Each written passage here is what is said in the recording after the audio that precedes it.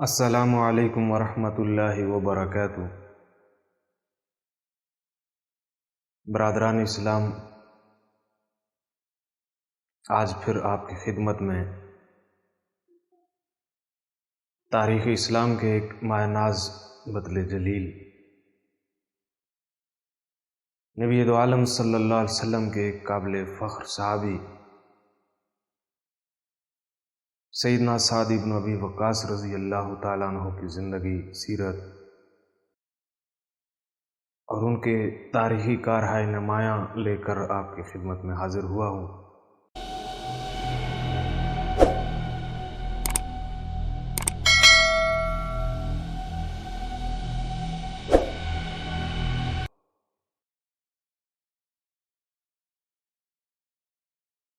گرامی القدر سامعین، سیدنا سعد بن ابی وقاص رضی اللہ تعالیٰ عنہ وہ عظیم المرتبت صحابی رسول ہیں جنہوں نے اسلام کے اول زمانے میں ایمان قبول کیا ہے۔ روایات سے یہ پتہ چلتا ہے کہ سیدنا سعد بن ابی وقاص رضی اللہ تعالیٰ عنہ تیسرے نمبر پر یا پہلے 7 جو خوش نصیب تھے جنہوں نے اسلام قبول کیا ہے ان میں شامل ہیں۔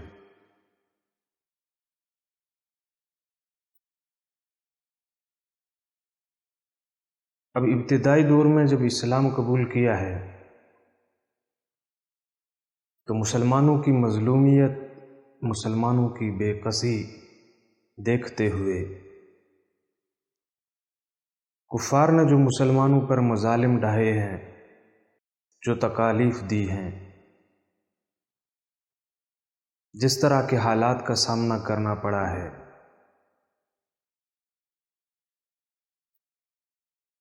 ان سارے حالات سے سیدنا سعد بن ابی وقاص رضی اللہ تعالیٰ عنہ کو بھی گزرنا پڑا ہے۔ آپ کو بھی گالیاں دی گئی، آپ پہ بھی آوازیں کسے گئے، آپ پہ بھی تشدد کیا گیا۔ تو ابتدائی ایام میں جب مسلمان ان حالات سے گزر رہے تھے تو کھلے عام عبادت کی اجازت بھی نہیں تھی۔ مسلمان چھپ چھپا کر کہیں پہاڑوں پہ جا کر، کہیں گھاٹیوں میں، کہیں جنگل میں جا کر اللہ رب العزت کی عبادت بجا لایا کرتے تھے۔ اسی طرح ایک دن سیدنا سعد بن ابی وقاص رضی اللہ تعالیٰ عنہ بھی کچھ دوسرے مسلمانوں کے ساتھ مل کر پہاڑوں میں عبادت بجا لا رہے تھے کہ مشرکین کی ایک سرکش جماعت آئی ہے۔ انہوں نے مسلمانوں پہ آوازیں بھی کسے، گالیاں بھی نکالی، اور پھر جب غصے سے لال پیلے ہوئے تو مسلمانوں کے ساتھ لڑنے پہ بھی اتر آئے۔ اب سیدنا سعد بن ابی وقاص رضی اللہ تعالیٰ عنہ جوان تھے، گرم خون تھا، تو وہاں اونٹ کی ایک ٹانگ کی ہڈی پڑی ہوئی تھی۔ آپ رضی اللہ تعالیٰ عنہ نے وہ اونٹ کی ہڈی لے کر مشرکین کی اس جماعت کے ساتھ لڑنا شروع۔ اس کے نتیجے میں ان کے کئی لوگ زخمی ہوئے، ان کے چہرے سے، ان کے کانوں سے، ان کے جسم سے خون بہنا شروع ہوا اور وہ بھاگنے پہ مجبور ہوئے۔ روایات میں ملتا ہے کہ یہ کفار کے ساتھ مزاحمت کی پہلی کڑی ہے کہ جب مسلمانوں نے واپس مزاحمت کی ہے اور اس کے نتیجے میں عالم کفر کے سرغنے زخمی بھی ہوئے ہیں، ان کے جسم سے خون بھی نکلا ہے،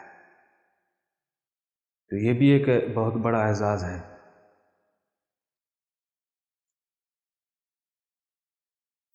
چنانچہ جب آپ ایمان لائے ہیں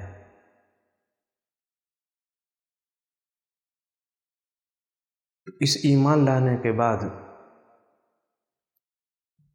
آپ رضی اللہ تعالی عنہ کی والدہ محترمہ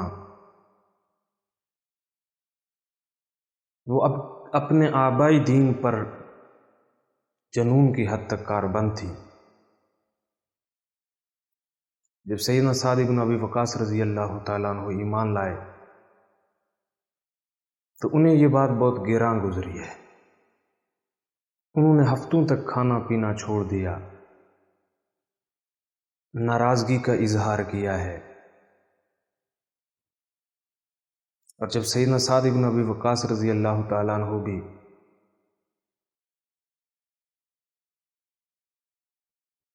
ماں کی محبت میں جا کر انہیں منانے کی کوشش کرتے تو وہ حضرت سعد بن ابی وقاص رضی اللہ تعالیٰ عنہ کے سامنے جب اپنا مدعا رکھتی تو سیدنا سعد بن ابی وقاص رضی اللہ تعالیٰ عنہ ایک ایسا جواب دیتے جسے تاریخ کے سینے میں محفوظ کر لیا۔ سیدنا سعد بن ابی وقاص رضی اللہ تعالیٰ عنہ فرماتے، اماں جی، اگر سعد بن ابی وقاص رضی اللہ تعالیٰ عنہ کا آپ کے بطن سے 1000 مرتبہ بھی جنم لینا پڑ جائے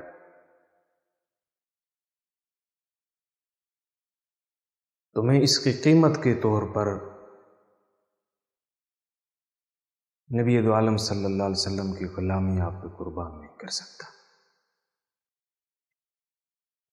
میں اپنا ایمان اور اسلام آپ کی اس مشقت پہ قربان نہیں کر سکتا۔ گرامی القدر سامعین، سیدنا سعد بن ابی وقاص رضی اللہ تعالیٰ عنہ کا سلسلہ نسب 5ویں پشت پہ جا کر نبی دو عالم صلی اللہ علیہ وسلم سے مل جاتا ہے، اور انہیں ایک اور شرف یہ حاصل ہے کہ سیدنا سعد بن ابی وقاص رضی اللہ تعالیٰ عنہ جناب نبی دو عالم صلی اللہ علیہ وسلم کے ننہالی رشتہ داروں میں سے بھی تھے۔ اس محبت کی بنیاد پر اکثر نبی دو عالم صلی اللہ علیہ وسلم حضرت سعد بن ابی وقاص رضی اللہ تعالیٰ عنہ کو ماموں کہہ کے مخاطب کرتے تھے۔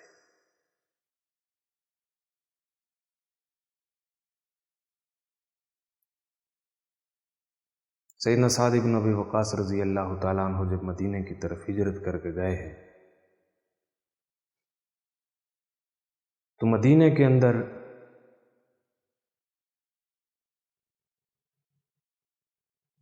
مسلمانوں کا جانا یہ قریش کے لیے انتہائی ناگواری کی بات تھی، انتہائی تکلیف کا باعث تھی۔ چنانچہ مشرکین مکہ ہمیشہ سازشوں کے چکر میں لگے رہتے تھے، اور مدینہ میں آباد یہود بھی اسلام کے خلاف مسلسل سازشوں میں مصروف رہتے تھے۔ تو ان کے باہمی اشتراک کی وجہ سے انہوں نے ایک دن رئیس المنافقین عبداللہ ابن ابی کو ایک پیغام بھیجا ہے، اور وہ پیغام یہ تھا کہ یہ جو ہمارے قریشی مہاجر ہو کر تمہارے پاس آئے ہیں ان کو قتل کر دیا جائے، ورنہ ہم مدینے پہ چڑھائی کر کے مدینے کو تاراج کر دیں۔ اب عبداللہ ابن ابی کی خواہش دل میں تو یہ تھی، لیکن وہ اس پر عمل اس لیے نہیں کر سکتا تھا کہ وہ اس کے نتائج سے بخوبی آگاہ تھا۔ اب مسلمانوں کو ایسی حالت کا سامنا کرنا پڑ رہا تھا کہ مسلمان رات کو سوتے میں بھی ہتھیار باندھ کر سوتے تھے، اپنے پاس رکھ کے سوتے تھے۔ اور کاشانہ نبوی صلی اللہ علیہ وسلم اس کی حفاظت پر تو ہمیشہ ٹولیاں معمور رہتی تھی۔ ایک دن نبی دو عالم صلی اللہ علیہ وسلم محو استراحت تھے، اچانک آنکھ کھلی ہے اور اس کے بعد آنکھ نہیں لگ رہی۔ اللہ کے نبی صلی اللہ علیہ وسلم کے دل میں یہ خواہش پیدا ہوئی۔ اس دن چونکہ آپ صلی اللہ علیہ وسلم کے پہرے پہ کوئی مامور نہیں تھا کہ آج میرے پہرے پہ کوئی مامور ہوتا۔ اب ادھر نبی دو عالم صلی اللہ علیہ وسلم کے دل میں یہ خواہش پیدا ہوئی ہے، کچھ ہی دیر کے بعد ہتھیاروں کی جھنکار نبی دو عالم صلی اللہ علیہ وسلم کو سنائی دی ہے۔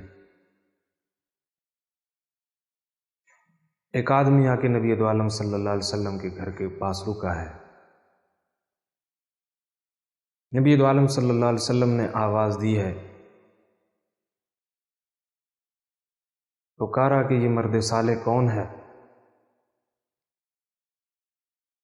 جواب میں عرض کیا، یا رسول اللہ صلی اللہ علیہ وسلم سعد ہوں۔ تو یہ جو رجل الصالح کا لقب اللہ کے نبی صلی اللہ علیہ وسلم کی طرف سے آپ کو عطا ہوا ہے، یہ اتنا بڑا ٹائٹل ہے کہ دنیا کا کوئی اعزاز اس کی گرد پاک کو بھی نہیں پہنچ سکتا۔ پوچھا کیوں آئے ہو؟ حضرت سعد نے جواب دیا، یا رسول اللہ صلی اللہ علیہ وسلم میرے دل میں خواہش پیدا ہوئی کہ آج میں آپ کی پہرے داری کروں۔ اس کے بعد نبی دو عالم صلی اللہ علیہ وسلم نے استراحت فرمائی ہے۔ گرامی القدر سامعین، ہجرت مدینہ کے بعد نبی دو عالم صلی اللہ علیہ وسلم نے جو سرایہ روانہ کیے ہیں، ان میں سے اکثر سرایہ کے اندر سیدنا سعد بن ابی وقاص رضی اللہ تعالیٰ عنہ شامل رہی، اور بعض سرایہ کی آپ رضی اللہ تعالیٰ عنہ نے قیادت بھی فرمائی ہے۔ تو مدینہ جب آپ ہجرت کر کے گئے ہیں تو مدینہ میں آپ رضی اللہ تعالیٰ عنہ کا ایک بھائی عتبہ بن ابی وقاص، جن سے مکہ کے اندر ایک قتل ہو گیا تھا، اور قصاص سے بچنے کے لیے وہ مدینہ ہجرت کر کے پہلے سے جا کے آباد ہو چکے تھے، آپ رضی اللہ تعالیٰ عنہ اور آپ کے بھائی نے اپنے اس بڑے بھائی کے ہاں قیام فرمایا ہے۔ آپ کے اس بھائی نے کافر ہونے کے باوجود آپ کا بہت ایک اکرام بھی فرمایا، آپ کی آسائش اور آرام کا بھی خاص خیال رکھا ہے۔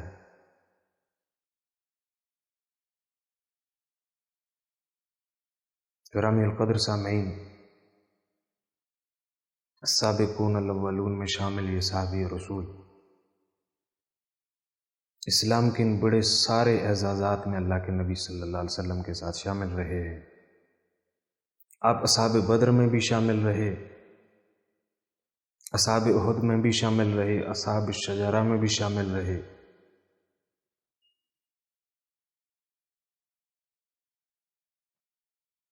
عشرہ مبشرہ میں بھی شامل ہیں۔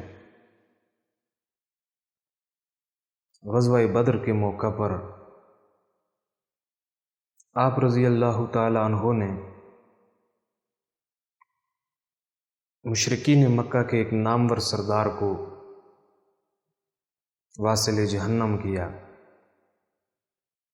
اس کے پاس ایک قیمتی تلوار تھی، تو اسے واصل جہنم کرنے کے بعد اس کی تلوار لے کر جناب نبی دو عالم صلی اللہ علیہ وسلم کی خدمت اقدس میں حاضر ہوئے، تو ابھی تک مسلمانوں پہ غنیمت حلال ہونے کے احکامات اللہ رب العزت نے نہیں اتارے تھے۔ جب نبی دو عالم صلی اللہ علیہ وسلم کی خدمت میں پیش فرمائی اور رویداد سنائی، تو اللہ کے نبی صلی اللہ علیہ وسلم نے یہ تلوار واپس وہیں رکھنے کا حکم دے دیا۔ اب دل کے اندر یہ خیال تو پیدا ہوا کہ یہ تلوار مجھے عطا کی جاتی، لیکن واپس چھوڑنے کے لیے جا رہے ہیں کہ سیدنا جبرائیل قرآن لے کے اتر گئے اور سورہ انفال نازل ہوئی۔ گرامی القدر سامعین، اس ابتدائی تعارف کے بعد ان کے مزید کارہائے نمایاں ہم اگلی ایک دو نشستوں میں مزید بیان کریں گے۔ اگر آپ کو ہمارا یہ سلسلہ پسند آیا ہو تو آپ ہمارے اس چینل کو سبسکرائب بھی کر لیں، ساتھ میں دیے گئے بیل کے آئیکن کو بھی پریس کر دیں تاکہ اس سلسلے کی عام ویڈیوز کی نوٹیفیکیشن آپ کو بر وقت مل سکیں۔ ملتے ہیں ایک نئی ویڈیو کے ساتھ اگلی نشست میں، تب تک اجازت دیجیے۔ فی امان اللہ، السلام علیکم۔